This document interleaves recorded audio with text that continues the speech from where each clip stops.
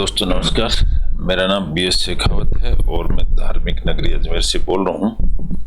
दोस्तों आज संडे होने के नाते हमको एक आध्यात्मिक टॉपिक नहीं मिल पा रहा है, तो आज हम संडे टाइम्स का एक जनरल टॉपिक ले रहे हैं और मुझे बहुत इंटरेस्टिंग लगा ये टॉपिक, इसलिए मैं ये टॉपिक ले रहा हूँ। तो आज का हमारा टॉपिक है 77 एंड काउंटिंग। 77 तो यानी कि पूरे हो गए एंड काउंटिंग अभी भी जारी है। किस चीज की? कॉलन लगा के बताया है, a teacher with test for tests. TST test का मतलब होता है स्वाद और TST टेस्ट का मतलब होता है एग्जाम। तो एक टीचर विद टेस्ट, उसको स्वाद आ रखा है फॉर टेस्ट एग्जाम का। एक ऐसे टीचर की कहानी पढ़ेंगे जिसको स्वाद आ रखा है टेस्ट का। टेस्ट यानी एग्जाम का उसको बड़ा स्वाद है। ऐसे एक टीचर की कहानी पढ़ेंगे और ये टाइम्स ऑफ इंडिया अखबार ने छापी है। मैंने इसको माइक्रोसॉफ्ट वर्ड में कॉपी पेस्ट कर दिया है और इसको अपन आगे चलते हैं। दोस्तों मेरा उद्देश्य है इंग्लिश अखबार को पढ़ना, कि हम इंग्लिश अखबार को कैसे पढ़ सकते हैं, और वही ट्रिक हम यहाँ काम में लेंगे। तो ट्रिक में सबसे इम्पोर्टेंट चीज़ है सेंटेंस स्ट्रक्चर, और स्ट्रक्चर के लिए सब्जेक्ट प्लस वर्ब पहचानना बहुत जरूरी है। और दूसरा एक हमारा नियम है, प्रत्येक प्रीपोजिशन के बाद एक ऑब्जेक्ट आता है। ये दो ट्रिक ही मैं मेन लेके चलता हूँ, इसी के बेस पर हम पूरा इंग्लिश अखबार को पढ़ देंगे। चलिए शुरुआत करते हैं। मैंने डिकोडिंग कलर कर रखी है। यहाँ पर मेन सब्जेक्ट को हम ग्रीन कलर देते हैं, मेन वर्ब को हम रेड कलर देते हैं, डिफिकल्ट वर्ड को हम येलो कलर देते हैं और प्रीपोजिशन को पिंक कलर। लेकिन मैं प्रीपोजिशन सब जगह नहीं लगा पा रहा हूँ क्योंकि बहुत लंबा वीडियो हो जाता है, इसलिए प्रीपोजिशन आप देख लीजिए, कहीं कहीं मैं लगा दूंगा। लेकिन मेन सब्जेक्ट और मेन वर्ब मैं जरूर बताऊंगा प्रत्येक सेंटेंस का, उसी से सेंटेंस समझ में आ जाता है। चलिए शुरू करते हैं। मैं हेडिंग में बता चुका हूं। इसका प्रेस रिपोर्टर है, इसका संगमेश मेसिनाइके, मेसिन टाइम्स ऑफ इंडिया का है ये रिपोर्ट दी है इन्होंने। कालाब्रुजी से ये न्यूज आई है, ये सोर्स है इसका। और सोर्स के बाद में डिस्क्रिप्शन दिया गया है इस पैराग्राफ में। इस पैराग्राफ में डिस्क्रिप्शन क्या है, स्टार्ट करते हैं फर्स्ट सेंटेंस से। ग्रीक फिलोसोफर का मतलब होता है दर्शन शास्त्री, जो डिफरेंट एंगल्स से स्टडी करता है, उसको दर्शन शास्त्री बोलते हैं। Greek philosopher. एसेइस्ट किसी का नाम, ऐसे का मतलब होता है निबंध लिखने वाला। बायोग्राफर एंड हिस्टोरियन, वो एक बायोग्राफर भी है, एसेइस्ट भी है और हिस्टोरियन भी है, और उसका नाम है प्लूतार्च हैड वंस फेमसली सेड। यहां पर भी सेमीकोलन ही है, सेंटेंस यहां कंप्लीट नहीं हुआ है। तो इसका डूअर कौन हो गया है? प्लूतार्च, ये इसका डूअर हो गया, तो इसको हम ग्रीन कलर देंगे। Had once famously said. अब यहां देखोगे तो हैड इसकी हेल्पिंग वर्ब है और सेड इसकी मेन वर्ब है। एक बार उसने फेमसली कहा, लेकिन सेंटेंस यहां कंप्लीट नहीं है क्योंकि कॉलन लगा हुआ है। क्या कहा? इसको डबल इन्वर्टेड कोमा में बंद किया गया है, इसलिए इसको कोट कहते हैं और इसको डायरेक्ट स्पीच भी कहते हैं। ये उसी की भाषा में लिखा हुआ है। क्या लिखा है? The mind is not a vessel. जो माइंड है कोई वेसल नहीं है टू बी फिल्ड, जिसको भरा जा सके, बट ए फायर, लेकिन एक आग है टू बी इग्नाइटेड, जिसको जलाया जा सके। ऐसा एक स्टेटमेंट है। तो ये आप समझ गए होंगे, यहां सेंटेंस कंप्लीट हो जाता है। इसके अंदर the mind is not a vessel, मैं इसको नहीं बता रहा हूं क्योंकि ये डायरेक्ट स्पीच काउंट कर लेते हैं हम। मेन सब्जेक्ट और मेन वर्ब तो इसका यही है। नेक्स्ट सेंटेंस क्या है? नाउ एक एडवर्ब है जिसने ये जगह बता दी है कब की कहानी है ये। इफ इग्नाइटिंग, अगर इग्नाइटिंग आप देखोगे तो इग्नाइटिंग को डबल कोट में बंद किया गया है, यानी एक ये पर्टिकुलर वर्ड है और ये वर्ड बहुत इंपॉर्टेंट है। इसलिए if igniting that fire is quite a challenge, अगर किसी चीज को इग्नाइटिंग यानी जलाना, दैट किसको जलाना, दैट फायर, दैट को बता दिया गया है fire is quite a challenge. अब इसमें देखोगे तो इज तो वर्ब है, डेफिनेटिव वर्ब होती है, तो फायर जो है ये सब्जेक्ट होता है, लेकिन यहां फायर को डबल इनवर्टेड कॉमा में बंद करके समझाया गया है। चलो इसी को फायर को ही ले लो। Fire is a subject, fire is quite a challenge in itself. आग जो है अपने आप में एक चैलेंज है, इन इटसेल्फ, इन एक प्रीपोजिशन होगी इसकी, तो प्रीपोजिशन को हम पिंक कलर दे देंगे।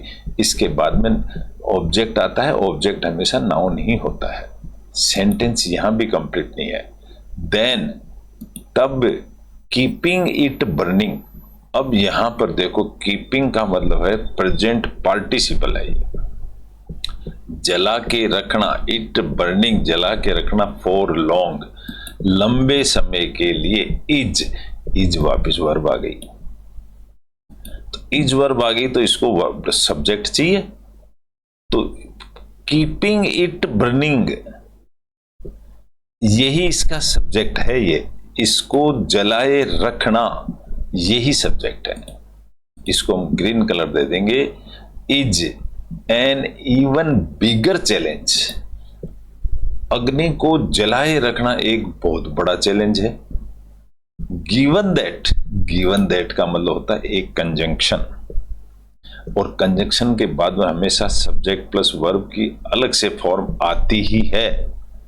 तो इस कंजंक्शन के बाद में the pursuit of excellence itself can be एक वर्ब है, सहायक वर्ब है। Can be A never ending grind, और ग्राइंड इसकी वर्ब हो गई।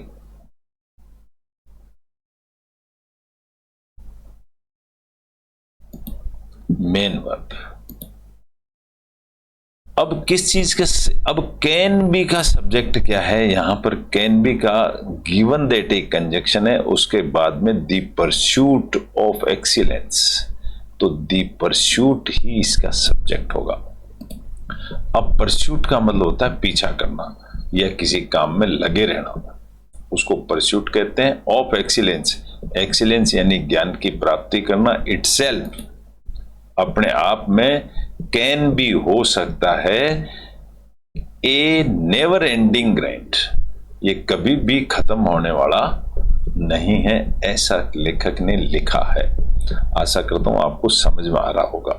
Next paragraph, ask Dhanaiah Guralingaiah काउंटाजी।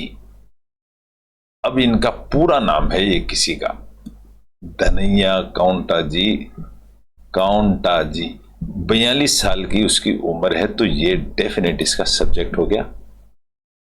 Ask पूछो उनसे, ए प्राइमरी स्कूल टीचर। अब इसको आस्क के दो मीनिंग होते हैं, पूछना भी होता है और बताना भी होता है। तो धनन्या गुरुलिंगया काउंटाजी 42 इयर्स का जो आदमी है, उसको ब्रैकेट कॉमा लगा के समझाया गया है, वो एक प्राइमरी स्कूल टीचर है from Tolanur village on Karnataka Maharashtra border के अंदर, इसको यहां डिस्क्राइब किया गया। और इसी को हु बोल दिया गया है, हु हैज मेड, तो हैज मेड इसकी वर्ब हो गई है दोस्तों। हैज हेल्पिंग वर्ब है, मेड इसकी V3 है, हैज के साथ हमेशा V3 फॉर्म में आती है। तो हु इसका रिलेटिव प्रोनाउन है। रिलेटिव प्रोनाउन किसका, इसका काउंटाजी का ही प्रोनाउन है ये। तो अगर काउंटाजी को हम नाम बताएं तो भी ठीक है, और इसको अगर मैं नाम नहीं बताता हूं, इसको मैं कुछ और नाम दे देता हूं ये, और हु को मैं सब्जेक्ट बना देता हूं। Who is a relative pronoun of Kountaji, इसलिए मैं इसको हु को मैं यहां बता देता हूं। ये लो, who has made it to multiple record books, उसने इस चीज को मल्टीपल रिकॉर्ड्स बुक्स में मल्टीपल रिकॉर्ड्स बना दिया है। और डैश लगा के इसको मल्टीपल रिकॉर्ड कैसे बनाया है इसको यहां समझाया गया है। इंक्लूडिंग यूनिक वर्ड, ये स्पेस नहीं आएगा यहां पर, इंक्लूडिंग यूनिक वर्ड, यूनिक यानी पूरे संसार में इसने यूनिक अजीब काम कर दिया है। Records of Indian books of records, ये इंडियन बुक्स की रिकॉर्ड्स के अंदर इसको इंक्लूडिंग शामिल कर दिया है। ये क्या शामिल कर दिया है? बाय क्लियरिंग, बाय एक प्रीपोजिशन है, तो इसको हम प्रीपोजिशन के बाद ऑब्जेक्ट आएगा और ऑब्जेक्ट नाउन होता है। बाय क्लियरिंग, पास करते हुए, नॉट 1 और 2, एक और 2 एग्जाम पास नहीं करे, but 77 eligible test, 77 eligible test उसने पास करे हैं इन 18 स्टेट्स। इन इसकी एक प्रीपोजिशन है 18 स्टेट में, इंक्लूडिंग 4 एनिटीज, जिसके अंदर 4 एनिटी एग्जाम है।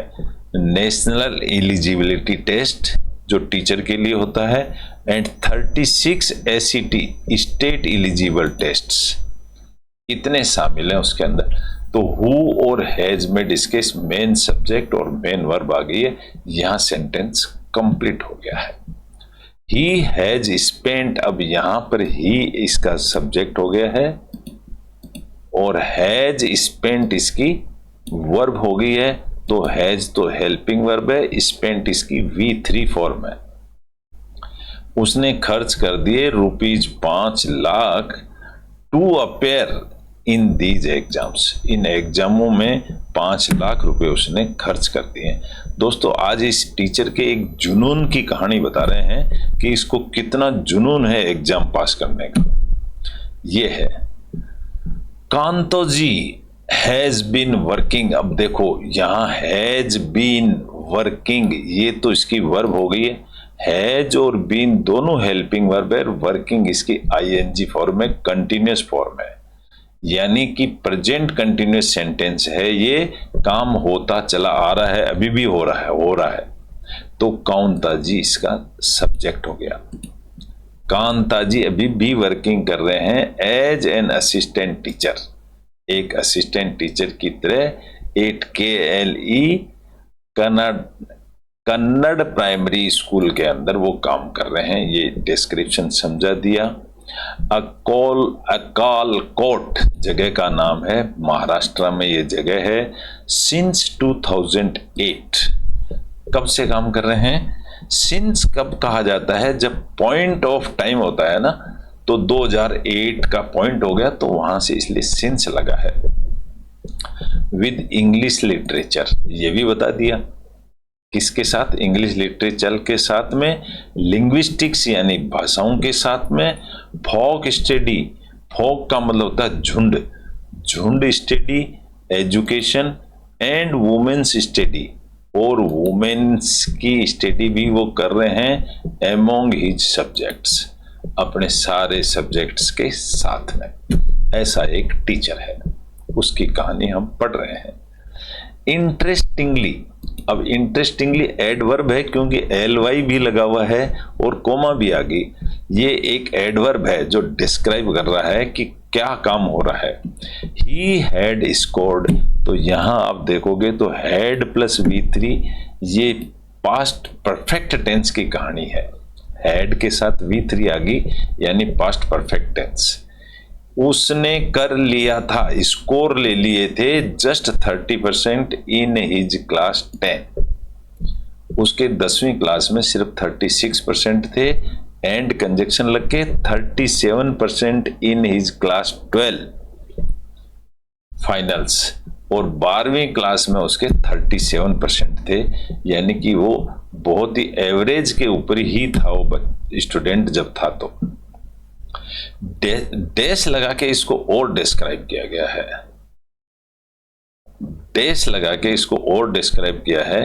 परहैप्स का मतलब होता है शायद, yet again providing the point that one's zeal to succeed. Perhaps का मतलब होता है शायद, येट यानी अभी भी, again providing the point that, अभी भी वो पॉइंट है। वंस झील, झील का मतलब होता है खुशी। मैं इसको येलो कलर दे देता हूं समझने के लिए, थोड़ा डिफिकल्ट वर्ड है। टू सक्सीड, सफल होने के लिए, इन ए कॉम्पिटिटिव रेल्म, रेल्म का मतलब होता है क्षेत्र, एरिया, इसको भी येलो कलर दे देते हैं। In competitive realm, need not necessarily be, जरूर, नीड नॉट का मतलब ये एक नेगेटिव सेंस है, जरूरत नहीं है, need not necessarily be become, space नहीं आएगा, need not necessarily become mensurate, commensurate होता है, सॉरी, स्पेस आएगा और यहां स्पेस नहीं आएगा। तो ये सेंटेंस आता है रेलम के अंदर, need not necessarily B commensurate, यानी अभी भी उस पार। कमेंसुरेट का मतलब होता है अनुपात में बराबर। मैं इसको भी येलो कलर दे देता हूं। Need not necessarily B commensurate with A track, लेकिन अभी भी उस ट्रैक के बराबर नहीं पहुंचा है। रिकॉर्ड इन पेडागॉजी, पेडिगॉजी, पेडिगॉजी का मतलब होता है अध्ययन का, शास्त्र का। अभी भी वो भी कमेंसुरेट, अभी भी संतुष्ट नहीं हुआ है और उसका काम जारी है। ऐसा एक टीचर की कहानी है। Speaking two times of India, अब उस टीचर ने स्पीकिंग यानी आईएनजी, प्रेजेंट पार्टिसिपल है ये, कहते हुए, टाइम्स ऑफ इंडिया वाले को कहते हुए, क्या कहते हुए, कोरंगाजी कहते हुए क्या कहता है, डैश टू डैश बताया गया, who has submitted his PhD thesis. अब उसने पीएचडी भी सबमिट कर दी है। थीसिस, थीसिस का मतलब उसने जो स्टडी करी उसका मटेरियल भी सबमिट कर दिया है on Sudha मूर्तिज literary works at Punyashlok Ahilya Devi Holkar university. वहां पर अपनी थीसिस भी उसने सबमिट कर दी है सोलापुर में। ये एक एडिशनल इंफॉर्मेशन है जो यहां से यहां तक दी हुई है सेंटेंस को समझाने के लिए, लेकिन सेंटेंस कंप्लीट नहीं हुआ है। सेड, ये कौन का जी ने कहा। यहां सेड तो एक वर्ब है और कौन का, काउंटाजी एक सब्जेक्ट हो गया इसका। तो काउंटाजी ने कहा, और उसने क्या कहा, अब यहां सब्जेक्ट है, यहां वर्ब है, और सब्जेक्ट और वर्ब के बाद ऑब्जेक्ट आता है। ऑब्जेक्ट डिस्क्राइब करता है कि सब्जेक्ट ने क्या काम किया। He had suffered a major setback, उसने बहुत सफर किया। सफर का मतलब होता है परेशान होना, बड़ी परेशानियां उठाई हैं। इन हिज पर्सनल लाइफ, इन इसकी प्रीपोजिशन है, उसने अपनी जिंदगी में बड़ी परेशानियां उठाई। इन 2011-12, इन यहां देखोगे तो ये भी एक प्रीपोजिशन है। एंड एक कंजक्शन है। कंजक्शन के बाद मैंने आपको बताया कि सब्जेक्ट प्लस वर्ब का पेयर अलग से आएगा। And was in deep depressions, अब ये तो आपको समझ में आता है कि वाज तो एक वर्ब है, लेकिन यहां सब्जेक्ट कोई नहीं है, तो ये काउंटाजी ही इसका सब्जेक्ट होगा। तो कांता जी की दो वर्ब होगी, एक सेड और एक वाच। मैं इन दोनों को इंडिकेट कर देता हूं। कांता जी की पहली वर्ब होगी सेड, ठीक है। कांता जी की दूसरी वर्ब होगी वॉच। इन डीप डिप्रेशन, वो डीप डिप्रेशन में चला गया था। अब उसके बाद में कोमा लगी हुई, सेंटेंस पूरा नहीं हुआ है।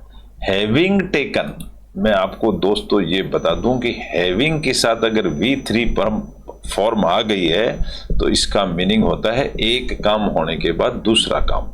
हैविंग टेकन यानी ये काम होने के बाद, आउट, हैविंग टेकन आउट ए ₹24 लाख बैंक लोन, यानी 24 लाख रुपया लोन लेने के बाद, टू ऑफसेट द क्राइसिस, परेशानियों को ऑफसेट का मतलब होता है सेट करना,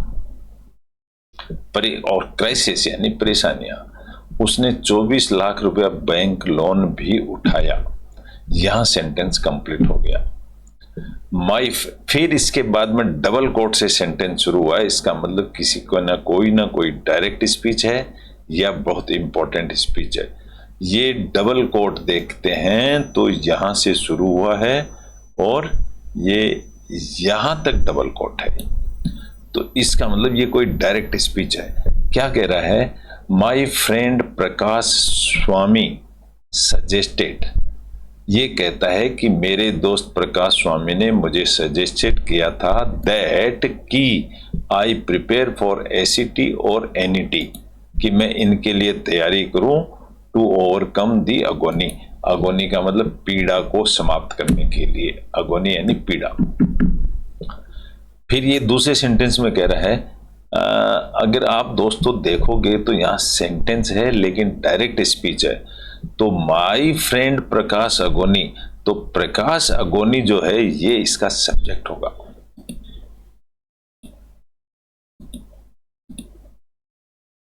ये अगर देखेंगे तो ये इसका सब्जेक्ट हो गया। और सजेस्टेड एक वर्ब है, ये V2 फॉर्म है, यानी सिंपल पास्ट टेंस की कहानी है। प्रकाश यादव ने बता दिया था दैट आई प्रिपेयर, कि मैं प्रिपरेशन करूं। आई प्रिपेयर प्रेजेंट टेंस आता है कि उसने ऐसा बता दिया था, तो यहां पर ये पास्ट सिंपल टेंस हो गया, उसके बाद प्रेजेंट ही आता है। उसने ये बता दिया था कि मैं तैयारी करूं। आई को सब्जेक्ट बता दो, प्रिपेयर को वर्ब बता दो, तो ये सिंपल प्रेजेंट टेंस हो गया। फॉर एसीटी और NET, ACT state eligibility test और नेशनल एलिजिबिलिटी टेस्ट की तैयारी करूं टू ओवरकम दी अगोनी, इस पीड़ा से बाहर निकलने के लिए। ये उसी ने बताया, टीचर ने। टीचर ही आगे कह रहा आई हैड हर्ड, तो इसमें आई तो वर्ब सब्जेक्ट हो गया, काम करने वाला डूअर। हैड हर्ड की मतलब मैंने सुना था। हैड हर्ड का मतलब हैड V3 है, यानी पास्ट परफेक्ट टेंस की कहानी है ये। क्या सुना था? दैट क्रैकिंग एनी नेशनल और स्टेट लेवल एलिजिबिलिटी टेस्ट, क्या सुना था कि क्रैकिंग जो है किसी भी टेस्ट की इज ए वेरी डिफिकल्ट। तो यहां पर इज इसकी एक वर्ब हो गई है, तो क्रैकिंग एक सब्जेक्ट बन गई है दोस्तों। अब क्रैकिंग ING फॉर्म है, लेकिन इसको जिरंड कहते हैं। जिरंड हमेशा नाउन होता है, नाउन ही सब्जेक्ट है। Cracking is a very difficult task, pass करना बहुत मुश्किल काम है, ऐसे इसके दोस्त ने कहा था। आई हैड हर्ड, मैंने सुना है। येट, फिर भी। आई मैनेज्ड, फिर भी आई ही इसका सब्जेक्ट होगा। आई मैनेज्ड, मैंने तैयारी कर ली या मैनेज कर लिया, पास्ट सिंपल पास्ट टेंस है, V2 फॉर्म है। टू क्रैक एसीटी, एसीटी को क्रैक करने की तैयारी कर ली केरला ऑन माई फर्स्ट अटेम्प्ट, पहले ही अटेम्प्ट ने मैंने पास कर लिया। सेड कांता जी, सेड तो इसकी वर्ब है और कांता जी सेड करने वाला है, ये डूअर हो गया। कांता जी ने कहा। चलिए इसके आगे लेते हैं। देन, तब क्या हुआ? This challenge of clearing more such eligibility tests, then this challenge of clearing, अब जो जो चैलेंज था ना, दिस चैलेंज, यही सब्जेक्ट बन गया। To clearing more eligibility test got, और गोट इसकी वर्ब हो गई, इसने मुझे प्राप्त करवाया, क्या करवाया, टू हिज हेड, उसको अपना हेड प्राप्त करवाया, and he counted and he continued to scale further frontiers. End के बाद फिर एंड कंजक्शन है, तो उसके बाद में फिर एक सब्जेक्ट आ गया ही कंटिन्यूड, उसने लगातार जारी रखा, पास्ट सिंपल पास्ट टेंस है, टू स्केल यानी नापते रहना, फर्दर फ्रंटियर्स, आगे की, इन मल्टीपल स्टेट्स, बहुत सारे स्टेट्स में, इंक्लूडिंग महाराष्ट्र एंड कर्नाटका। यहां सेंटेंस कंप्लीट हो गया। तो हमको प्रत्येक सेंटेंस का सब्जेक्ट प्लस वर्ब मिल रहा है, लेकिन कहीं कहीं में मेन सब्जेक्ट के साथ साथ में पार्ट सब्जेक्ट और पार्ट वर्ब को भी बता रहा हूं। यहां सेंटेंस कंप्लीट हो गया। डबल कोट शुरू हो गया, इसका मतलब किसी की डायरेक्ट स्पीच है ये, और ये डायरेक्ट स्पीच उसी टीचर का है। आई could easily crack any teach, could का मतलब मैं कर सका, और इसमें सब्जेक्ट आई हो गया। कुड इसकी हेल्पिंग वर्ब हो गई, मैं किसी भी काम को कर सका। I could easily crack, crack ही इसकी वर्ब है, और इजीली इसकी एडवर्ब है। तो आई कुड इजीली क्रैक, क्या क्रैक कर सका, any TEs and TET, teacher entrance test as well, दोनों ही क्लियर करता गया। आई फ्लू, मैं उड़ता चला गया या उड़ गया। आई सेंटेंस शुरू होता है आई से, तो आई सब्जेक्ट हो गया, और फ्लू यानी उड़ गया। टू डिस्टेंट सिटीज, डिस्टेंट यानी दूर दूर की सिटीज में भी चला गया, such as Srinagar, and ended up spending about ₹5 lakh out of my pocket, और मैंने मेरी पॉकेट से 5 लाख रुपए खर्च भी कर दिए। टू अपेयर, अपेयर होने के लिए, इन दीज टेस्ट्स, इन इसकी प्रीपोजिशन है। कांताजी सेट, अब ये कांताजी तो सब्जेक्ट हो गया, और सेड इसकी वर्ब हो गई।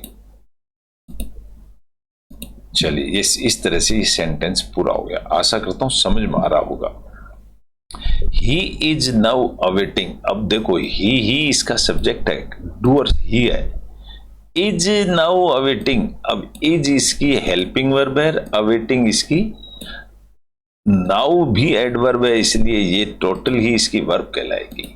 ही इज नाउ अवेटिंग, अब वो इंतजार कर रहा है, दी रिजल्ट्स का इंतजार कर रहा है, from NCERT Delhi, for yet another eligibility test. For एक प्रीपोजिशन है, इसको मैं प्रीपोजिशन बता देता हूं, दूसरे टेस्ट के रिजल्ट्स का इंतजार कर रहा है। इवन एज, अब इवन एज एक कंजक्शन बन गया है, कंजक्शन के बाद में सब्जेक्ट प्लस वर्ब का पेयर आएगा। ही ऑफर्स, ही इसका एक सब्जेक्ट हो गया है, ऑफर्स यानी देता है, वो क्या ऑफर करता है, free of cost, free of cost देता है online coaching in Kannada, Kannada के अंदर वो फ्री ऑफ कॉस्ट कोचिंग दे रहा है। किस चीज की कोचिंग दे रहा है, Marathi and English to other aspirants, दूसरे बच्चों को, एस्पिरेंट यानी जो इच्छुक लड़के होते हैं उनको, लाइक हिम, जैसा कि उसकी इच्छा है, इस तरह से। तो इस तरह का एक छोटा सा टॉपिक था, मैंने एक उत्सुकता बताई है, एक टीचर की जुनून बताया है, एक टीचर का कि कैसा उसको जुनून है एग्जाम पास करने का, और हमने प्रत्येक सेंटेंस में सब्जेक्ट प्लस वर्ब को पहचाना है और उसका अर्थ निकाला है, मीनिंग निकाला है। इस तरह से हम इंग्लिश अखबार रोज पढ़ते रहेंगे, ये मेरा बताना है। आशा करता हूँ आपको अच्छा लगा होगा। अच्छा लगा तो इसको लाइक करें, शेयर करें, सब्सक्राइब करें। Thank you very much. कल फिर मिलेंगे एक नए टॉपिक के साथ। जब तक के लिए गुड बाय।